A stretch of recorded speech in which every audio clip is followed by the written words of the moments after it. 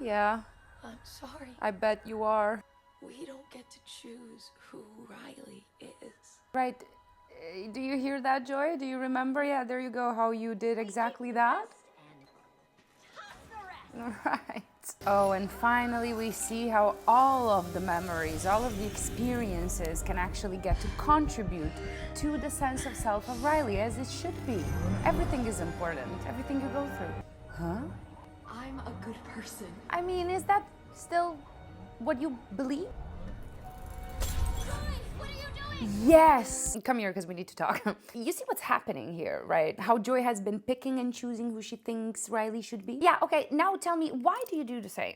Well, because most probably you are affected by perfectionism, much like our girl Riley here. And much like her, your suffering also comes from constantly feeling like you have to hide being the imposter. But here's what to do. Like Joy, you need to let go. And I know it's like, how can I let go of the idea that I'm a good person, right? Well, let me just hold your hand while I say this. You're not. Not 100% anyways. None of us are. And that's because we all have a shadow. We all have things we're ashamed of, or opinions we think are going to create distance if spoken out loud, or selfishness or envy. But are you a bad person? No, not 100% anyway. So letting go is not a peaceful event. If anything, is something extremely confusing and extremely brave, and it requires a certain faith. A faith that you'll come out stronger on the other side. However, this type of trust has been very often associated with religion. So in my work with my clients, I try to make sure we can create a certain trust in the process that is not related to religion or divinity, but related to the self. Okay, I know it feels very panicky and very painful, but there you go.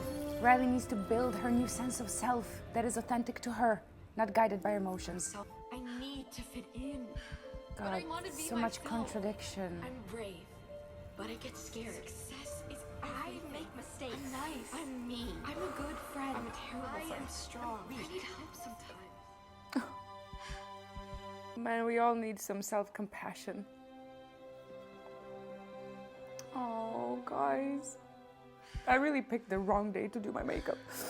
Yeah, anxiety, you too. So you see, what you need to let go of is the idea of controlling who you are and instead switching to discovering who you are. Build who you are. But that requires of you to know, interact, accept and love all of your sides in such a way for all of your sides to know, interact, accept and love you right back. You see how that works? This is what it means when therapists everywhere, including myself, say that the most important relationship you have is the one with yourself. Because there's an entire inner world that needs you to validate it and acknowledge it and act in its benefit. Yet very often, in a continuous chase for community and belonging, we compromise on who we are and we end up in boxes, following very harsh rules that we never even agreed with to begin with. And this process starts from childhood with our own parents. Not fully ourselves, but not fully adequate either, not fully hated, but not fully loved. Truth is, if you're unable to create the sense of belonging within yourself, you will condemn yourself to forever chase it outwards, but never getting enough, never being fully seen, never being fully fulfilled. This hug we see is meant to symbolize how you can lose your friends, your family, you can lose almost everything you think that defines you in your life, yet still you should be able to always rely on yourself. Joy has finally evolved and has become self-compassion, the emotion you need when anxiety comes in. Okay,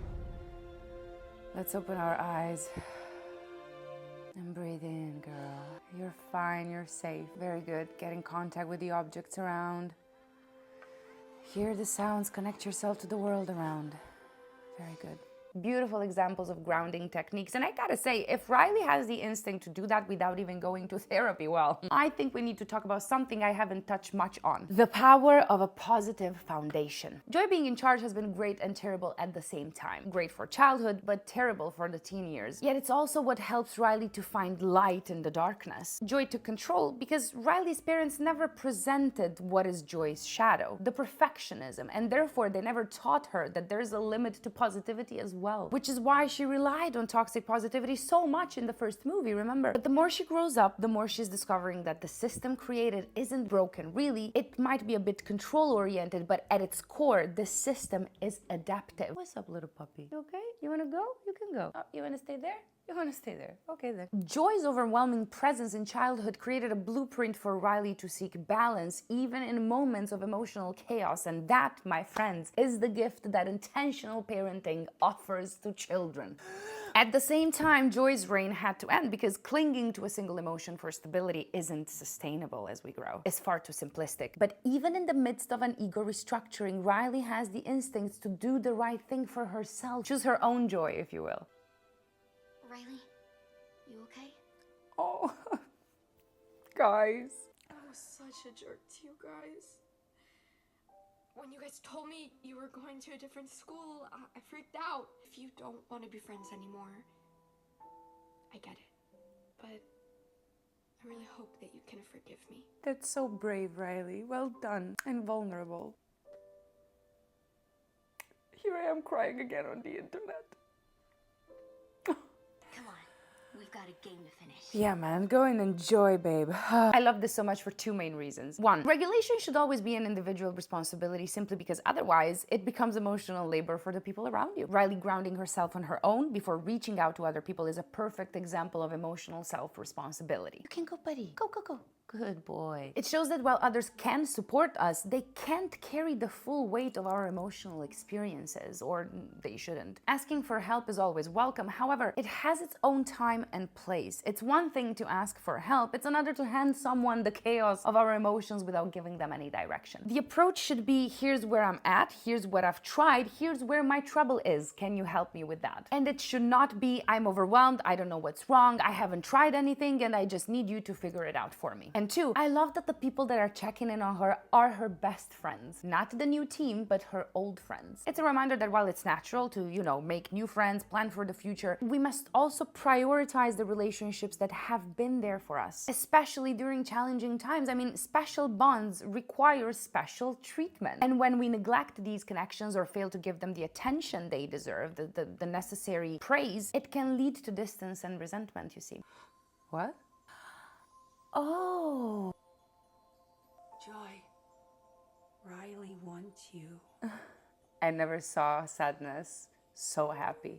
See, you don't have to fight over the console anymore.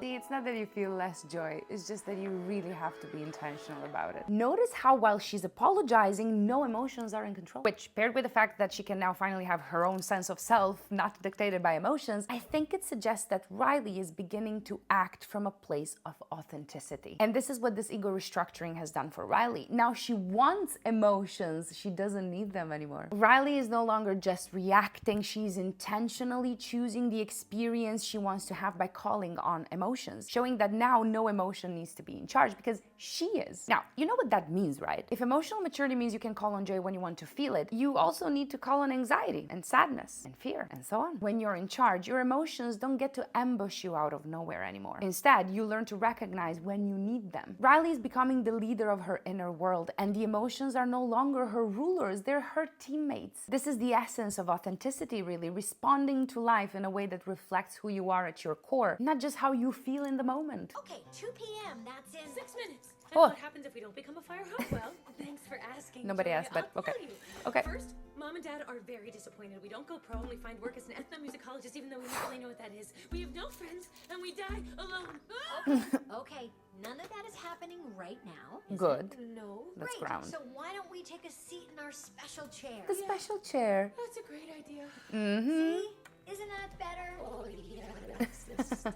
We can't control whether Riley makes the team. But Very what good. can we control? Good question. Oh, Riley has a Spanish test tomorrow. We need Booyah. to study. Oh, you're right. Booyah! Beautiful example of what it looks like to respect the emotion, you see. Anxiety often gets such a bad rap because it's loud, it's overwhelming, and yes, it's uncomfortable. But what people forget is that anxiety isn't there to sabotage us. It's there to protect us. The problem arises when it goes unchecked, becoming misdirected and therefore hyperactive. And that's not because anxiety is bad, it's because it's dismissed. Remember that anxiety lives in the future. So it's your job to ground it back into the present. The candles, the chair, the tea, they're not just props there, yeah? They're meant to engage the senses. They help us calm our nervous system and bring us back into our bodies. Once we give it space and ground it, only then we can push the emotion towards an intentional direction. Like, what can I control right now? Also, bonus points for the rest of the emotions, appreciating and praising anxiety. I really love that. Okay, guys, this is the last episode of this series. It might be that I will make some bonus content because there are some things that we didn't really get into as much as we should have. But yeah, let me know what else you want to see from me. I already know what I'm going to do next, but I have a list and that list can change. So I want to see your suggestion in the comments. Okay, bye.